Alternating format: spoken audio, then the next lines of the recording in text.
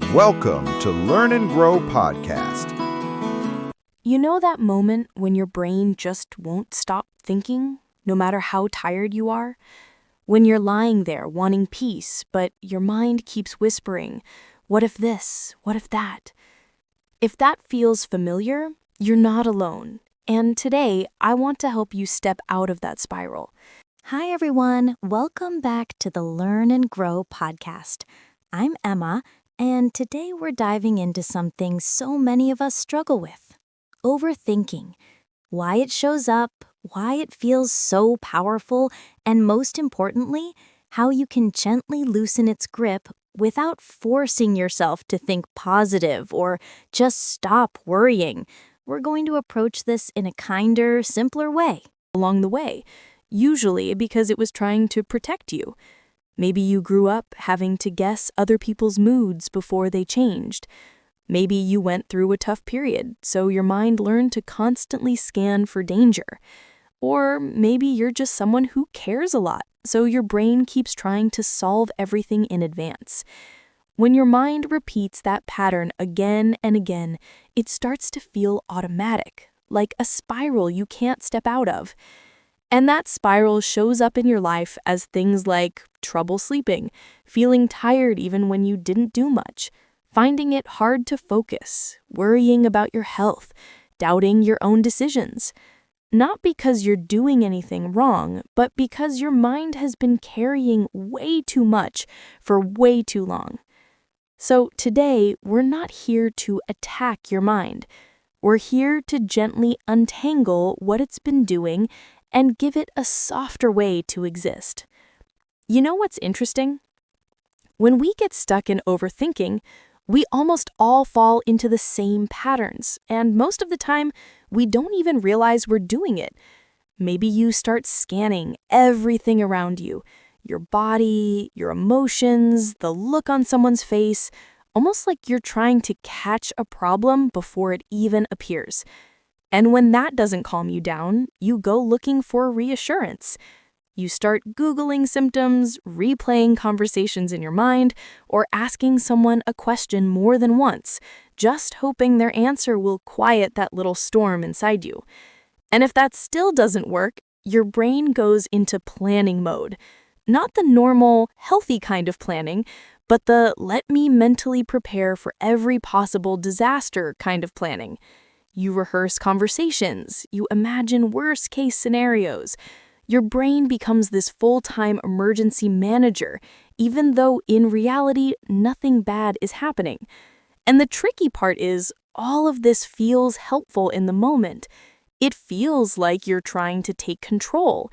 It feels like you're trying to stay safe. But what actually happens is that your mind ends up running in circles. Instead of solving the problem, you accidentally feed it more energy.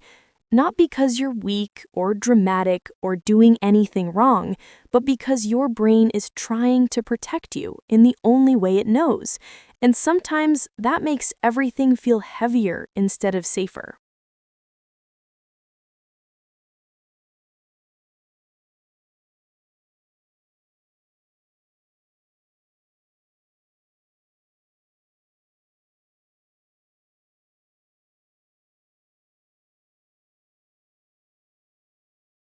Now let's talk about where overthinking actually begins. It doesn't start with the big, dramatic worries. It starts with one tiny thought, what psychologists call a trigger thought. You're brushing your teeth, and suddenly, did I say something stupid in that meeting? You're trying to sleep, and your brain goes, why did she reply with just one emoji? You're walking to your car, and out of nowhere, what if something's wrong with my health? Or the classic, you're having a perfectly peaceful moment, and your brain decides to remind you of something embarrassing from 5 years ago. These thoughts are like trains arriving at a busy station. You didn't schedule them, you didn't invite them, they just show up. And the problem starts when we automatically hop onto every train. These thoughts aren't dangerous. They're just trains pulling in. Some will say, what if they don't like you? Some will say, what if you messed up? Some will say, what does this symptom mean? But you don't have to ride every train. You can stay on the platform and let them pass. Or if the train metaphor doesn't click for you, imagine your thoughts as clouds in the sky. Some are light and fluffy, some look a little dark, but they're all temporary, always drifting. You don't chase clouds across the sky, and you don't need to chase every thought either. Here's something that honestly helped me a lot. We don't get to control which thoughts show up in our mind. They just appear, like trains pulling into a station or clouds drifting by. You don't pick the timing. You don't get to say, no thanks, not today. They just come. And that's okay. What you do get to control is what you do next. You know how you wouldn't jump onto every random train that arrives? Thoughts are the same. You don't have to follow every single one. You can notice it, give it a little nod, and let it pass. Sometimes I think about it like a phone ringing. I can't stop it from ringing, but I can totally choose whether to pick it up. And if I don't answer, it eventually goes quiet. Thoughts work the same way. Some of them feel loud or urgent or emotional, but if you stop feeding them with more questions, they actually lose power pretty fast. And honestly, this is the moment everything started to shift for me. Realizing that I don't have to control the first thought, I just need to choose what I do with the next one. That's where your calm starts. Not from trying to stop thoughts, but from choosing which ones deserve your attention. Now, let's talk about how to break the overthinking cycle. One of the most effective ways is surprisingly simple, and honestly, a little funny. It's something psychologists call worry time. Here's how it works. You choose one specific 30-minute window each day. For example, 7:30 to 8 p.m. That becomes your official thinking time, a time when you're allowed to worry, analyze, plan, question, all of it. And during the rest of the day, when a worry pops up, you gently tell your mind, not now. I'll think about this at 7:30. It sounds almost too simple, but it works for 3 big reasons. First, it teaches your brain that even strong thoughts can wait. They're not emergencies. They're just trains arriving early, and you can let them stay on the platform. Second, by the time your worry time arrives, many of those thoughts don't feel as important anymore. Some even disappear completely. It's like your mind realizes, oh, that wasn't actually a big deal. And third, it limits the total time you spend worrying. Instead of carrying your thoughts everywhere you go, to work, to lunch, into your evenings, you contain them in one small, controlled space. And here's a little secret. Most people who try this realize that when the scheduled time arrives, they don't actually want to spend 30 minutes worrying. They might look at their list and think, why was I even stressed about this? That's the magic of giving the mind boundaries. You're not fighting your thoughts. You're simply organizing them. One thing that keeps so many people stuck in overthinking is the fear of their own thoughts. And I get it. When your mind has spiraled before, you naturally want to avoid anything that might trigger it again. So we try to stay away from situations that make us nervous. We avoid conversations. We avoid decisions. We avoid messages. We avoid silence. We avoid anything that might make our thoughts start up again. But here's the tricky part. The more you avoid, the louder the thoughts become. It's like telling your brain, this is dangerous, we can't handle it. And your brain believes you. Avoidance shrinks your world. It makes your confidence smaller and your fear bigger. And suddenly, your mind isn't just thinking, it's protecting you from things that don't actually need protection. So what's the alternative? It's not forcing yourself to be fearless, it's simply allowing the thought to be there without treating it like a threat. You face normal situations, and when a thought shows up, you notice it, you acknowledge it, but you don't jump on the train. Maybe you're at a social gathering and the thought appears, what if I'm being awkward? Instead of running from it or spiraling into analysis, you let it sit next to you, like a cloud drifting by. Or maybe you get a sudden worry about your health. Instead of Googling symptoms at lightning speed, you tell yourself, okay, I hear you, but this can wait until my thinking time. This isn't about being brave in a dramatic way. It's about being gentle with your mind instead of reactive. It's learning that a thought is just a thought, not a command, not a warning, not a prediction. And the more you practice letting thoughts be background noise rather than front-page headlines, the quieter they become. Focus. Try it whenever you remember. It's such a small thing, but you'll be surprised how much lighter your mind feels when you stop running after every thought and start guiding your attention instead.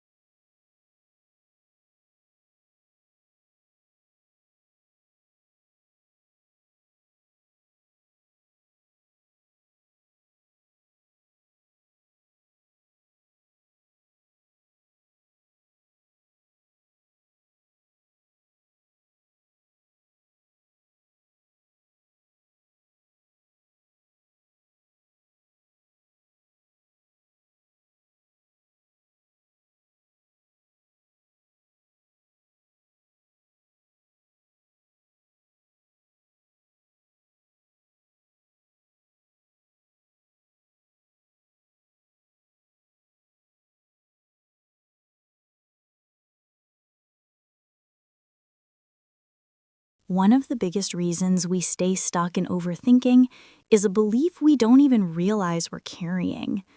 It sounds something like this. If I think about this enough, I'll feel prepared. Or, if I worry about every possible outcome, I can protect myself. It feels logical, right? Like worrying is a form of safety, a way to stay one step ahead of life. But here's the truth, and it's a gentle one. Overthinking doesn't protect you. It just exhausts you. It doesn't prevent problems. It just makes you relive them before they even exist. And it definitely doesn't bring clarity. It brings more questions, more what-ifs, more fear. So what if you experimented with a new belief? Something a little lighter, a little kinder. Like, I don't need to think more. I just need to think when it actually matters. Or, I can handle things when they come. I don't have to solve everything ahead of time. You don't have to force yourself to believe it right away. Just let the idea sit with you for a moment. Because the moment you stop treating overthinking as a safety tool, your mind finally gets permission to rest. Before we wrap up, I want to give you something simple you can try today. Just for the next 24 hours, whenever a worry shows up, instead of jumping into the spiral, gently say, I can think about this later. That's it. One sentence. Use it while you're driving, walking, working, or brushing your teeth. You'll be amazed at how this tiny pause creates space in your mind. Space for calm, space for clarity, and space for you. So if you've been overthinking for a long time, I want you to remember something important. There's nothing wrong with you. You're not weak, you're not broken. You just have a mind that learned to work a little too hard. And habits that are learned can always be unlearned.